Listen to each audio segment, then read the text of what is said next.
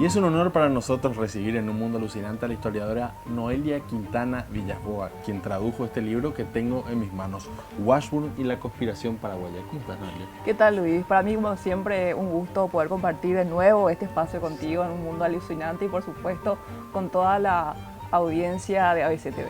Así mismo, un libro un libro muy polémico, ¿verdad? Pero yo te puedo decir y compartir con todos ustedes que como investigadora me causó una emoción muy grande, ¿verdad? Justamente estaba comentando aquí tras cámaras, ¿verdad?, que esto llega a Paraguay a través de Enrique Solano López Lynch, ¿verdad? Él trajo una suerte de libros extraños que versan sobre la historia de la guerra de la Triple Alianza, y en el año 2016 esto se digitalizó. Entonces todos los que quieren tener este material en francés pueden remitirse a la Biblioteca Nacional del Paraguay, donde en las referencias que se tienen en la obra es que el autor fue el cónsul francés, justamente Paul Cavelier de Couberville, ¿verdad?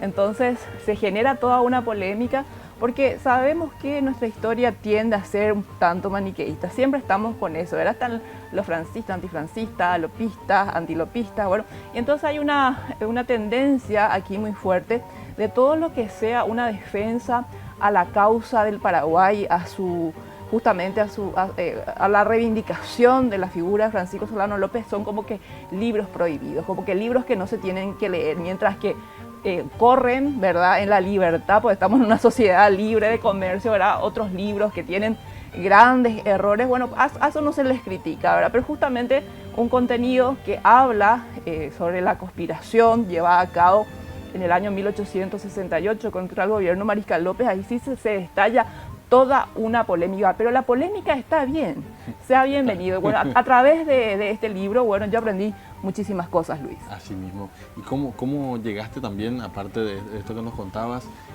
esto está en la Biblioteca Nacional de Francia? Este libro está porque es un libro, ¿verdad? Sí. Obviamente que acá la gente lo quiere poner en una categoría de una suerte de panfleto, ¿verdad? Panfleto sabemos que es una redacción corta de 4 páginas, ¿verdad? Para un libro son otras vamos a decir, las categorías o las características. Esto es un libro. En la Biblioteca Nacional de Francia está catalogado dentro de libros antiguos, ¿verdad? Justamente una de las, vamos a decir, editoriales más famosas de París.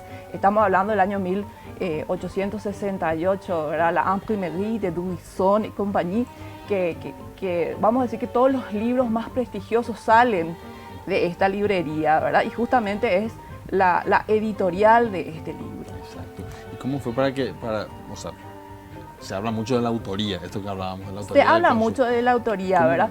Primero que nada, como esto no es un libro, vamos a decir, técnico, jurídico, o de ingeniería, o de medicina, son traducciones literarias que son libres, ¿verdad? Para que yo pueda hacer esto, pues eso es como una satisfacción un tanto personal. Yo estudié 2 años y medio en el Ministerio de Defensa Nacional del Instituto de Lengua Francés, ¿verdad?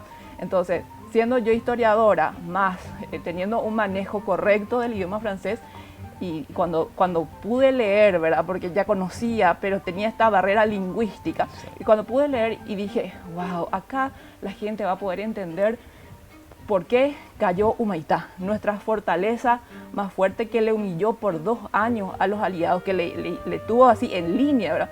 Y de repente, en el año 1868 pueden hacer el pasaje de Humaitá, pueden tomar Humaitá, y eso hace que se abra la República del Paraguay internamente a las fuerzas aliadas, ¿verdad? Entonces normalmente la gente dice, no, pero era una cuestión de tiempo, llovió mucho, el río creció, ¿verdad? Sí, ciertamente todo eso sabemos que se dio, ¿verdad? Se mezcla un poco también la circunstancia, además los acorazados no podían pasar, enviaron y pidieron embarcaciones de menor calado para monitores un poco más pequeños para que puedan. Pero ¿por qué cayó Humaitá? Y acá está la respuesta, a través de una conspiración. ¿Qué es lo que pasa? Que desde el año 1869, cuando asume el gobierno paraguayo, un gobierno legionario, un gobierno de títeres impuesto por los aliados, es que nuestra historia se tergiversa, nuestra historia cambia. Entonces todo lo que aconteció de malo es culpa de López y los aliados son los grandes civilizadores, ¿verdad? Entonces escribieron por años que la conspiración nunca existió. ¿Y quién fue el que escribió eso? El primerito. Bueno, por supuesto, Washburn. ¿Quién es Washburn? Así para la gente que no sabe, era el ministro de los Estados Unidos residente aquí en Asunción ante el gobierno de Francisco Solano López, que a través de su valija diplomática podía tener esta comunicación sin que nadie le revise nada con los enemigos. Entonces la conspiración, lo que la gente tiene que entender en una guerra desde el punto de vista militar, no es solamente un plan para matar o asesinar al mariscal López, sino es algo muchísimo más grave. Es el paso de inteligencia, de información de inteligencia militar al enemigo. Y eso es lo que enviaban un grupo muy cercano a López. Estamos hablando de sus hermanos, Venancio, Benigno, de políticos que estaban muy cerca de él y que él depositaba toda su confianza, como José Verges, ¿verdad? Entonces, ellos comunicaban toda esta información que iba a hacer López, cuánto tenía de armamento, cuántos hombres disponía, cuál iba a ser su siguiente paso a través de el ministro de los Estados Unidos.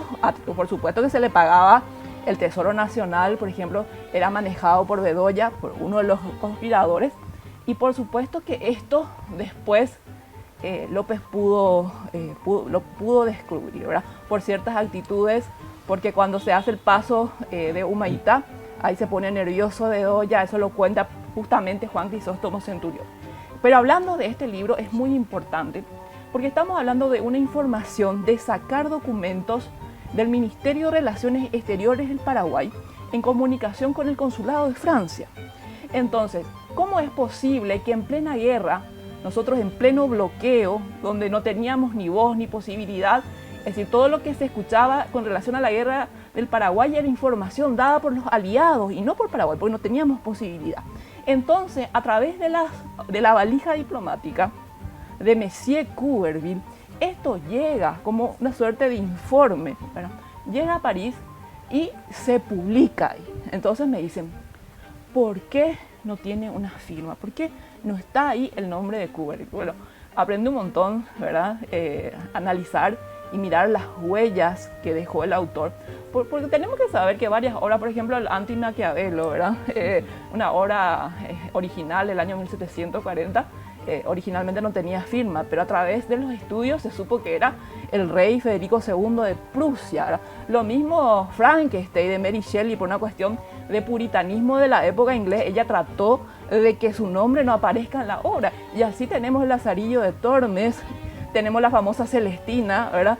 Que posteriormente se llegó a través de estudios quién era el autor. Entonces acá cuando uno no tiene el oficio de historiador, cree que la cuestión de la historia es algo fosilizado, algo que no se puede saber. Sin embargo, cuando vos lees la obra, te das cuenta que hay conversaciones que sí citan ahí entre el cónsul Couverville y el ministro estadounidense, que solamente esa persona pudo saber qué se dijeron.